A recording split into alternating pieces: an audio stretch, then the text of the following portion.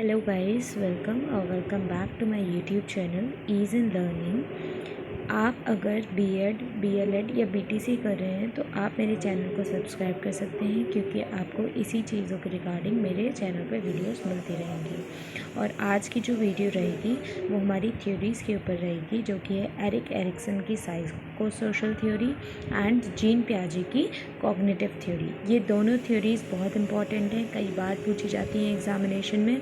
और जिस तरीके से मैं आपको बताऊंगी, आप अगर उसी तरीके से एग्ज़ाम में ये लिख के आते हैं तो आपको बहुत अच्छे मार्क्स मिलेंगे। सबसे पहले स्टार्ट करते हैं एरिक एरिक्सन की साइकोसोशल थ्योरी। इसमें अगर आपके एग्ज़ाम में ये थ्योरी पूछी जाती है तो सबसे पहले आपको थोड़ा सा एरिक एरिक्सन के बारे में बताना पड़ेगा कि वो कौन थे, उन्होंने क्या क्या किया था। तो सबसे पहले हम इसी के साथ डिस्कशन अपना स्टार्ट करते हैं। एरिक एरिक्सन, जिनका पूरा नाम था एरिक होमबर्गर एरिक्सन, उनका जन्म हुआ था 15 जून 1902 में और डेथ हुई थी 12 मई 1994 में। सबसे पहले आप ये पॉइंट बना के लिख सकते हैं, फिर उसके बाद में लिख सकते हैं he was a German American psycho analyst. वो कौन थे? वो जर्मन अमेरिकन साइको एनालिस्ट थे, known for his theory of psychological development of human beings. ये अपनी किस थ्योरी के लिए जाने जाते थे? साइकोलॉजिकल थ्योरी के लिए जाने जाते थे, और साइकोसोशल भी उसी को कह सकते हैं। He coined the phrase identity crisis. ये पहले व्यक्ति थे जिन्होंने आइडेंटिटी क्राइसिस का नाम जो है वो चर्चा में लाया। इसके बाद में आपकी सेकंड हेडिंग पड़ेगी another names of this theory. तो आप ये 3 नेम्स उसके नीचे लिख सकते हैं।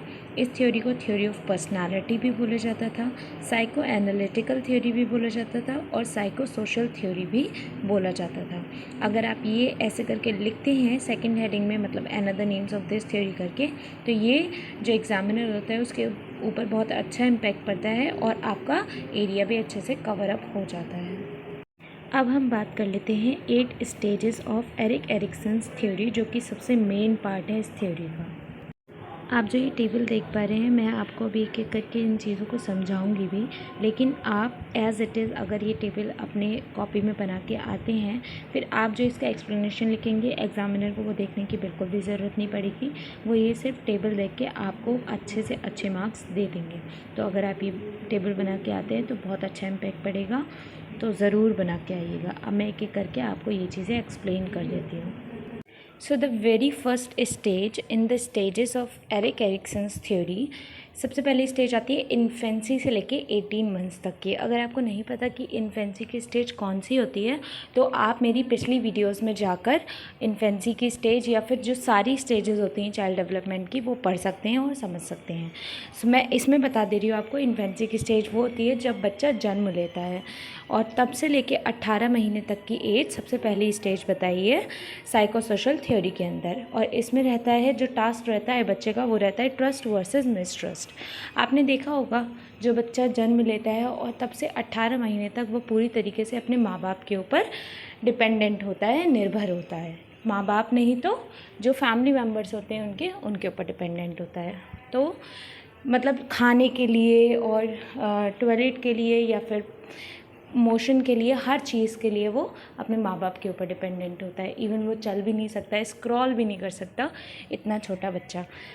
अगर उसके माँ बाप अच्छे से ध्यान नहीं रखते हैं इस बीच, मतलब अगर उसे भूख लगी है, उसे खाना नहीं मिलता है, तो उसे क्या होगा, एक मिसट्रस्ट जनरेट होगा। वो ट्रस्ट नहीं कर पाएगा ईज़िली, क्योंकि उसकी जो होप थी वो पूरी नहीं हुई, जो उसने आशा जताई अपने माँ बाप से वो पूरी नहीं हुई।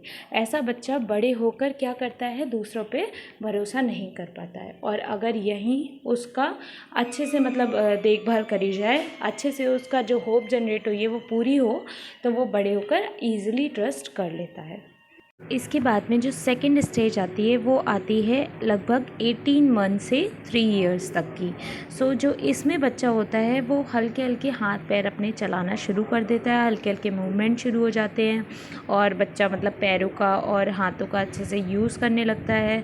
इवन जो छोटी छोटी चीज़ें होती हैं वो खुद से करना शुरू कर देता है। जैसे अगर उसे मतलब टॉयलेट जाना है तो वो खुद से ट्राई करेगा करने के लिए। वहीं पे अगर ये सब चीज़ें नहीं नहीं करने दी जाती हैं उसे, और वो मतलब बंदिशों में रहता है। तब भी थोड़ी सी जो इंडिपेंडेंसी उसे मिलनी चाहिए वो अगर नहीं मिलती है तो उसके अंदर एक शेम और सेल्फ डाउट क्रिएट होता है। बड़े होके ऐसा बच्चा जो कुछ भी करने में थोड़ा सा घबराता है, मतलब उसे ये लगता है कि शायद वो नहीं कर पाएगा इस चीज़ में, जो एक अंदर से कॉन्फिडेंस होता है, सेल्फ कॉन्फिडेंस होता है, वो जनरेट नहीं हो पाता है ऐसे बच्चे के अंदर। जो इस स्टेज में जो वर्च्यू डेवलप होना चाहिए, जो विल डेवलप होनी चाहिए, वो भी डेवलप नहीं हो पाती है अगर उसे थोड़ी सी इंडिपेंडेंसी नहीं मिलती है। और वहीं पे दूसरी तरफ अगर उसे ऑटोनॉमस थोड़ा सा वो रहता है, मतलब थोड़ा सा इंडिपेंडेंसी उसे मिलती है कुछ कुछ काम करने के लिए, तो उसके अंदर एक विल डेवलप हो जाती है, मतलब उसके अंदर एक सेल्फ कॉन्फिडेंस डेवलप हो जाता है कि वो कुछ भी कर सकता है।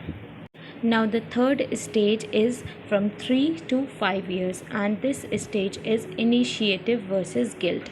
अब ये स्टेज जो होती है वैसे हम नॉर्मली इसे अर्ली चाइल्डहुड का नाम देते हैं। इसमें क्या होता है, बच्चा जो है वो थोड़ा थोड़ा खेलना शुरू करता है, मतलब बैट बॉल खेलेगा या फिर थोड़ा सा मतलब साइकिलिंग करने की कोशिश करेगा विद सपोर्टर्स। पूरी तरीके से नहीं कर पाएगा क्योंकि बच्चा छोटा ही होता है, और मतलब उसे थोड़ी ज़्यादा इंडिपेंडेंसी पसंद आएगी, मतलब 3 ईयर्स से ज़्यादा इंडिपेंडेंसी पसंद आएगी। और उसका जो वर्च्यू डेवलप होता है वो होता है पर्पस, मतलब कोई भी चीज़ करने के लिए उसका कोई ना कोई पर्पस होता है। और वहीं पे अगर उसे नहीं ये इंडिपेंडेंसी दी जाए, नहीं उसे खेलने दिया जाए, नहीं करने दिया जाए, मतलब पेरेंट्स अपना ज़्यादातर थोपें उस पर, तो उसके अंदर एक गिल्ट फील होता है उसे। और गिल्ट जो अगर डेवलप हो जाता है वो बड़े होकर मतलब गिल्ट में ही कन्वर्ट हो जाता है। उसे ये लगता रहता है कि मुझे ये क्यों नहीं करने दिया, मैं ये क्या नहीं कर सकता, ये चीज़ें उसके अंदर डेवलप होने लगती हैं। Now the next stage is from 5 to 13 years और इसको हम जनरली बोलते हैं लेटर चाइल्डहुड। लेटर चाइल्डहुड में हमने क्या क्या पढ़ा था कि लेटर चाइल्डहुड गैंग एज होती है, स्कूल एज होती है, लेकिन एरिक एरिक्सन की थ्योरी में इसे इंडस्ट्री वर्सेस इन्फीरियॉरिटी का नाम दिया। जब बच्चा स्कूल जाता है तो उसे कुछ कुछ क्रिएटिविटी करना शुरू कर देता है, वो कुछ कुछ अच्छी अच्छी चीज़ें उसे पसंद आने लगती हैं, जैसे कि वो लेटर्स अपने डिज़ाइन का बनाएगा, अपनी हैंडराइटिंग अच्छे से करेगा, कुछ कलरिंग करेगा, अच्छी अच्छी चीज़ें वो करने लगता है। और अगर यहीं पे उसे ये सब चीज़ें नहीं करने दी जाए, कंट्रोल में रखा जाए, स्कूल टीचर्स उसे डांटें, उसे सिर्फ पढ़ाई करने को बोलें, कुछ भी क्रिएटिव करने को ना बोलें, और पेरेंट्स भी यही चीज़ करें, उसे बंदिशों में रखें, तो उसके अंदर एक इन्फीरियॉरिटी कॉम्प्लेक्स स्टार्ट हो जाता है। क्योंकि इसमें जो वर्च्यू डेवलप होनी थी वो थी कॉम्पिटेंसी, कि वो खुद से वो कम्पीट करता है कि वो कितना अच्छा कर सकता है, कितना क्रिएटिव वो कर सकता है। आपने देखा होगा छोटे छोटे बच्चे ड्राइंग बनाते हैं, फिर आपके पास लाते होंगे कि देखो कैसा है, और वो आपको उस समय उनकी तारीफ़ करनी चाहिए, ना कि ये कहना चाहिए कि तुमने बहुत बेकार किया है या तुमने अच्छा नहीं बनाया है। अगर आप उनकी तारीफ़ करते हैं तो जो उनकी वर्च्यू है वो डेवलप होती है, मतलब कॉम्पिटेंसी डेवलप होती है, और ऐसे बच्चे बहुत अच्छा करते हैं बड़े होकर। और वहीं पे अगर आप उन्हें डांट दें कि ऐसा मत करो, सिर्फ पढ़ाई करो, तो उनके अंदर इन्फीरियॉरिटी कॉम्प्लेक्स स्टार्ट हो जाते हैं। इसके बाद जो 13 to 21 ईयर्स की एज होती है, इसको हम आम भाषा में एडोलेसेंस की एज बोलते हैं, और मतलब जो हिंदी में बोला जाता है किशोरावस्था, उसकी एज बोलते हैं। और आपको पता ही है कि इसमें कितने कितने चेंजेस इंसान के अंदर आते हैं, कैसा होता है वो, कैसा हो जाता है, मतलब ये एक तरीके से ब्रिज बोला गया है चाइल्डहुड और एडल्टहुड के बीच का। तो इसमें जान लेते हैं इसमें क्या बताया है एरिक एरिक्सन ने। तो इसके आगे लिखा हुआ है आइडेंटिटी वर्सेस कन्फ्यूजन। इसमें बच्चा क्या करता है, अपनी आइडेंटिटी खोजता है कि वो है कौन, वो क्या करने के लिए उसका जन्म हुआ है, क्या वो बनना चाहता है। उसके अगर वो 12th में साइंस साइड लेता है तो वो डॉक्टर बनेगा, इंजीनियरिंग करेगा, कॉमर्स साइड लेता है तो बैंक में जाएगा, सीए बनेगा, मतलब हर चीज़ उसका पूरा पूरा करियर जो है वो इसी एज पे डिसाइड होता है। और यहीं पे अगर वो नहीं समझ पाता है कि उसे क्या करना चाहिए, या फिर वो गलत संगत में पड़ जाता है, तो एक वो कन्फ्यूजन उसके अंदर क्रिएट हो जाता है, जो कि आगे की उसकी पूरी लाइफ डिस्ट्रॉय कर देता है। एक चीज़ और मैं आपको इसमें बताना चाहूँगी, इसमें बच्चा जो होता है वो सिर्फ अपने रोल मॉडल को ही फॉलो करता है, मतलब उसकी तरह ड्रेसिंग करेगा, उसकी तरह लगना चाहेगा, और उनकी पेरेंट्स से बिल्कुल भी नहीं बनती है। उन्हें लगता है कि पेरेंट्स उनके बहुत बड़े दुश्मन हैं। तो इस स्टेज में खासकर पेरेंट्स को बच्चों को बहुत समझना चाहिए और बहुत प्यार से उन्हें समझाना चाहिए। अगर वो गलत राह पे भी जा रहे हैं तो उन्हें प्यार से पहले समझाइए कि नहीं, ये आपके लिए सही नहीं है। अगर आप हट करके अपने बच्चों को समझाएंगे तो शायद वो आपको गलत समझेंगे और अपने गलत दोस्तों को सही। तो ये बहुत ज़रूरी स्टेज होती है। इसमें बच्चा अपना आइडेंटिटी खोजता है, और आइडेंटिटी नहीं खोज पाता है तो वो कन्फ्यूजन में चला जाता है ज़िंदगी भर के लिए। नेक्स्ट स्टेज 21 टू 39 ईयर्स की होती है। एरिक एरिक्सन की थ्योरी में इसे इंटीमेसी वर्सेस आइसोलेशन की स्टेज कहा गया है। अब आप अपनी खुद की लाइफ अगर देखें तो 21 ईयर्स तक क्या होता है, आपकी पढ़ाई पूरी हो जाती है, और नहीं होती है तो आप पढ़ाई के साथ साथ अपना करियर का सोचने लगते हैं। At the age of 25 to 26 आपके रिलेशन की बात होने लगती है, फिर आपकी मैरिज हो जाती है और आप मैरिज में बन जाते हैं। उसके बाद में आप जो भी आपका करियर में जॉब कर रहे हैं उसके बाद में आप अपने रिलेशन पे ध्यान देते हैं एंड अपनी फैमिली को लेकर चलते हैं। वहीं पे अगर फैमिली आपकी नहीं बन पाती है, या कुछ लोग आपने देखे होंगे जिनकी मैरिज नहीं हो पाती है, वो क्या करते हैं, वो अपने आप को आइसोलेट कर लेते हैं। वो मतलब अलग रहना चाहते हैं, भीड़ से हट के चलना चाहते हैं। वो ज़्यादातर लोगों को फेस नहीं कर पाते हैं। इसका जो वर्च्यू डेवलप होता है वो होता है लव। आप ये समझ लीजिए, अगर कोई इंसान है जिसको मतलब लव नहीं मिल पाया अपनी लाइफ में और वो अकेला रहना चाहता है, तो उसका जो वर्च्यू है वो डेवलप नहीं हो पाई, वो आइसोलेट कर लेता है अपने आप को ज़िंदगी भर के लिए। नेक्स्ट स्टेज होती है 40 टू 65 ईयर्स ऑफ एज। इसमें क्या होता है, आपके जो चिल्ड्रन होंगे वो बड़े हो जाएंगे, और अगर आप अपने पेरेंट्स को भी अभी देखेंगे तो वो भी 40 टू 50 के बीच में होंगे, या फिर 50 टू 60 के बीच में होंगे, मतलब इसी एज में चल रहे होंगे। तो आप उन्हें अगर देखेंगे तो उनका जो क्रिटिकल टास्क चल रहा होगा वो होगा जनरेटिविटी वर्सेस स्टैग्नेशन। इसमें जो वर्च्यू डेवलप होगी वो होगी केयर की।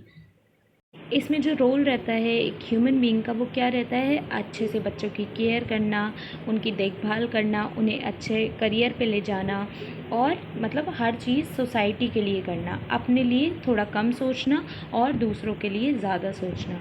लेकिन वहीं पे जो लोग क्या होते हैं, जो लोग अपने बारे में सोचते हैं, जो सेल्फ कॉन्फिडेंस बहुत ज़्यादा दिखाते हैं, जो ईगो में रहते हैं, जो केयर नहीं करते दूसरों की, वो स्टैग्नेंट हो जाते हैं, वो फेल हो जाते हैं अपनी लाइफ में।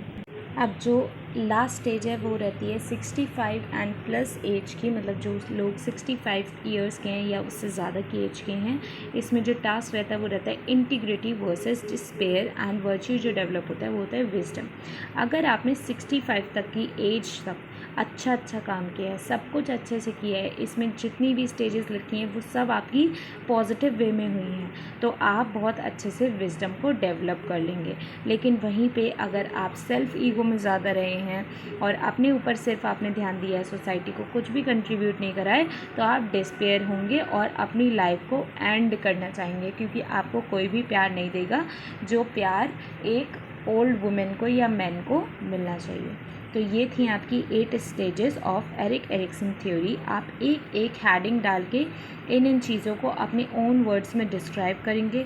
मैंने आपको कुछ भी कंटेंट इसमें लिखा हुआ है इसलिए नहीं दिया है क्योंकि जब आप अपने आप से लिखते हैं तो आप समझते भी हैं और आपको याद भी रहता है। अब इस थ्योरी के एजुकेशनल इम्प्लीकेशंस देख लेते हैं, जो कि आपको लास्ट में लिखना बहुत ज़रूरी रहता है। सबसे पहले अगर आपको नहीं पता कि एजुकेशनल इम्प्लीकेशंस होते क्या हैं तो वो मैं आपको बता दूँ। एजुकेशनल इम्प्लीकेशंस वो होते हैं जो आपने थ्योरी से सीखा, और आप क्योंकि एक टीचर बनने जा रहे हैं तो आप वो बच्चों को पे किस तरीके से अप्लाई कर सकते हैं।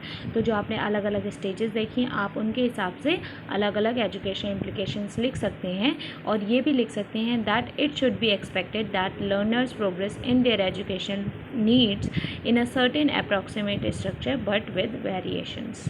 सो ये कंप्लीट होती है थ्योरी। अब हम स्टार्ट करेंगे दूसरी थ्योरी, जो कि है जीन पियाजे थ्योरी ऑफ कॉग्निटिव डेवलपमेंट। अब हम इसको अच्छे से जानेंगे। अगर आपके एग्ज़ाम में ये थ्योरी पूछी जाती है जीन पियाजे की कॉग्निटिव डेवलपमेंट की थ्योरी, तो आप ऐसे करके स्टार्ट करेंगे। सबसे पहले लिखेंगे जीन पियाजे के बारे में। जीन पियाजे, उनका जन्म कब हुआ था? 1896 में, and till he lived till 1980, was a psychologist and epistemologist who focused on child development। तो वो कौन थे? वो साइकोलॉजिस्ट थे और एपिस्टेमोलॉजिस्ट थे जिन्होंने चाइल्ड डेवलपमेंट के ऊपर फोकस किया। He developed a theory of human cognitive development known as genetic epistemology, based on his interest in biology and particularly the adaptation of species to their environment। और इन्होंने जो ये कॉग्निटिव डेवलपमेंट की theory दी थी, ये इन्होंने खुद सेल्फ टेस्टेड थी इनकी, जो इन्होंने अपने ही 3 बच्चों के ऊपर करी थी। The another names of this theory are theory of cognitive psychology, developmental stage theory and theory of cognitive development। आप ये पॉइंट्स बना के ये तीनों नेम लिख सकते हैं, इससे अच्छा इम्पैक्ट पड़ेगा। और ये मैंने एरिक एरिक्सन की थ्योरी में भी आपको बताया था। अब इसको भी जान लेते हैं कि इस थ्योरी में क्या बताया जीन पियाजे ने। तो ये जो इन्होंने लाइफ मतलब बताई है बच्चे से लेके बड़े तक की, इन्होंने ये 4 पार्ट्स में डिवाइड करी है। सबसे पहली स्टेज है सेंसरी मोटर, जो कि है 0 से लेके 2 इयर्स तक की। सेकंड स्टेज है प्री ऑपरेशनल, जो कि है 2 से लेके 7 इयर्स तक की। Then third is concrete operational, that is from 7 to 11 years old, and the last is former operational, that is 11 years old and above। Okay, so the first stage sensory motor stage, जो कि है 0 to 2 years की। आप इसको नाम से समझ सकते हैं, इसमें सेंसेस और मोटर दोनों एक साथ काम करते हैं। मतलब कि जो कि सामने है वही बच्चे के लिए रियल है, और जो उसके सामने नहीं है वो बच्चे के लिए रियल नहीं है। They focus on what they see, जो वो देख रहे हैं वहीं पे उनका ध्यान रहेगा। व्हाट दे आर डूइंग, जो वो कर रहे हैं उस पर ध्यान रहेगा। And the physical interactions with their immediate environment, और जो एनवायरनमेंट उनके आसपास है, बिल्कुल पास में जो एनवायरनमेंट है उनके साथ उनका फिज़िकल इंट्रैक्शन कैसा है। Because they don't yet know how things react, they are constantly experimenting, they shake और throw things, put things in their mouth and learn about the world through trial and error. वो क्या करते हैं, वो कुछ भी चीज़ उन्हें मिलती है वो मुंह में रख लेते हैं, और वो अगर मतलब कोई चीज़ शेक कर रहे हैं तो वो शेक करते रहेंगे। जैसे कि अगर दरवाज़ा है हिला रहे हैं वो, तो वो ऐसे ही करते रहेंगे। मतलब जो भी चीज़ कर रहे हैं उन्हें नहीं पता वो क्या कर रहे हैं, वो कैसे दूसरी चीज़ रिएक्ट करेगी, उन्हें नहीं पता क्या चीज़ उन्हें हार्म कर सकती है। कभी कभी चेयर अपने ऊपर गिरा लेते हैं, कभी खुद बेड से गिर जाते हैं। मतलब उन्हें नहीं पता, वो ट्राई और एरर के साथ में एक्सपेरिमेंट करते रहते हैं। तो ये उन्होंने जीन पियाजे ने सेंसरी मोटर स्टेज के बारे में बताया। Now the second stage is pre operational stage, जो कि आती है 2 to 6 ईयर्स की एज में। इसमें बच्चा अच्छे से रिस्पॉन्ड करना सीख जाता है, और जो वोकैबलरी है वो अच्छे से मतलब ज़्यादा से ज़्यादा वो यूज़ करना चाहता है, अलग अलग लैंग्वेज को सीखना चाहता है, उसकी ग्रामर स्ट्रॉन्ग हो जाती है थोड़ी। एंड इसमें क्या रहता है, the pre operational stage occur before children acquire operational thinking. कुछ भी ऑपरेशनल थिंकिंग करने से पहले जो स्टेज आती है वो ये स्टेज रहती है। मतलब इसमें जो मैथमेटिकल कैलकुलेशंस हैं वो बहुत ज़्यादा डीप जो कैलकुलेशंस हैं वो नहीं कर पाता है, इमेजिन नहीं कर पाता है, और सब चीज़ें जो उसके सामने प्रेजेंट है उसको वो रिस्पॉन्स करना अच्छे से सीख जाता है। थर्ड स्टेज आ जाती है कॉन्क्रीट ऑपरेशनल की, जो कि 7 to 11 ईयर्स तक की होती है। इसमें क्या होता है, इसमें इम्पॉर्टेंट थिंग्स रहती हैं। जैसे कॉन्क्रीट ऑपरेशन स्टेज जो है वो इंक्लूड करता है ग्रेट अंडरस्टैंडिंग ऑफ लॉजिक। बच्चा जो है वो लॉजिकल चीज़ें समझने लगता है, रिवर्सिबिलिटी का कॉन्सेप्ट उसे समझ में आ जाता है, एंड कंजर्वेशन का भी कॉन्सेप्ट उसे समझ में आ जाता है इसमें। क्योंकि ये लेटर चाइल्डहुड का पीरियड है, तो इसमें बच्चा जो है वो दोस्तों के साथ मिलकर काफ़ी चीज़ें ग्रुप में भी सीखता है। Children also become less egocentric during this stage. इस स्टेज में क्या होता है, वो शेयरिंग करना चीज़ों को सीख जाता है। मतलब जैसे अगर इससे पहले वाली जो स्टेज रहती है उसमें वो थोड़ा सा ईगोसेंट्रिक होता है अपनी चीज़ों को लेकर, बट इस स्टेज में वो शेयरिंग सीख जाता है। Kids at this stage become more logical about concrete and specific things. इसमें जो चीज़ें सामने हैं, मतलब जैसे अगर पेड़ है उसके सामने तो वो उसके पीछे का जो लॉजिक है वो अच्छे से समझ जाता है, लेकिन जो एब्स्ट्रैक्ट थिंकिंग है वो अभी भी उसके अंदर डेवलप नहीं हो पाती है। अब हम लास्ट स्टेज की बात कर लेते हैं, जो कि है फॉर्मल ऑपरेशनल। ये 11 एंड 11+ ईयर्स के बच्चों के लिए होती है। The formal operational stage is characterized by the ability to formulate hypothesis and systematically test them to arrive at an answer to a problem. 11 years का बच्चा जो है वो किसी भी क्वेश्चन का आंसर जब तक नहीं ढूंढ लेता है तब तक उसके अंदर एक जिज्ञासा बनी रहती है, और जो एब्स्ट्रैक्ट थिंकिंग है या फिर जो कॉन्क्रीट प्रॉब्लम्स हैं या फिर मैथमेटिकल ऑपरेशंस जो भी हैं डिफ़िकल्ट, वो सॉल्व करना सीख जाता है। The individual is in the formal stage is also able to think abstractly and to understand the form or structure of mathematical problem, जो कि मैंने आपको अभी बताया। क्योंकि 11 से प्लस ईयर का जब बच्चा हो जाता है तो उसका धीरे धीरे करके स्कूल के भी बिल्कुल जो हाई क्लासेस हैं वो उसमें पहुंच जाता है और वो सब कुछ सीख जाता है, सब कुछ जान जाता है। तो इन्होंने ये बताया कि कैसे कैसे हमारा कॉग्निशन डेवलप होता है हर एक स्टेज में लेकर, स्टार्टिंग से लेके एंड तक, और इस स्टेज में पूरी तरीके से बच्चा जो है वो उसका कॉग्निटिव डेवलपमेंट हो जाता है। इस थ्योरी को जानकर कैसे हम जो हमारे स्टूडेंट्स हैं उनके एजुकेशन में अप्लाई कर सकते हैं वो जान लेते हैं। तो एन इम्पॉर्टेंट इम्प्लीकेशन ऑफ पियाजे theory is the adaptation of instruction to the learners developmental level. हमें ये जानना है इस थ्योरी के द्वारा कि कौन से ग्रुप के बच्चों का मेंटल लेवल या फिर कॉग्निटिव लेवल जो है वो किस तरीके का है, और उसी तरीके से हमें उनसे डील करना चाहिए। अगर आप सोचें कि आप बिल्कुल छोटे बच्चे को एकदम हाई लेवल का क्वेश्चन सॉल्व करा सकते हैं तो वो इम्पॉसिबल रहेगा। The content of the instructions need to be consistent with the developmental level of the learner. तो जो कंटेंट होना चाहिए वो भी हर बच्चे के डेवलपमेंटल लेवल के अकॉर्डिंग होना चाहिए। अगर आप प्रीवियस ईयर के क्वेश्चंस चेक करेंगे, क्वेश्चन पेपर चेक करेंगे, तो आपको कई बार ये दोनों थ्योरीज़ दिखेंगी उसमें। तो ये बहुत इंपॉर्टेंट थ्योरीज़ हैं और ये सब कुछ था इन दोनों थ्योरीज़ के बारे में। अगर आप इस तरीके से अपना आंसर लिख के आते हैं तो आपके पेजेस भी अच्छे से फिलअप हो जाएंगे और आपको मार्क्स भी बहुत अच्छे मिलेंगे। आप ये ध्यान रखिए कि आप जो हेडिंग्स डालेंगे वो आप कलरफुल पेन से भी डाल सकते हैं। रेड और ग्रीन के अलावा आप कुछ भी कलर यूज़ कर सकते हैं। पूरी वीडियो देखने के लिए thank you so much. And अगर आपको मेरा कंटेंट पसंद आता है so do not forget to like, share and subscribe. And अगर आपको किसी चीज़ में बीएड के किसी भी टॉपिक में आपको डाउट है और आप चाहते हैं कि मैं उस पर वीडियो बना के आपको समझाऊं तो आप कमेंट बॉक्स में लिख सकते हैं। Do share this channel with your friends also. Thank you for watching.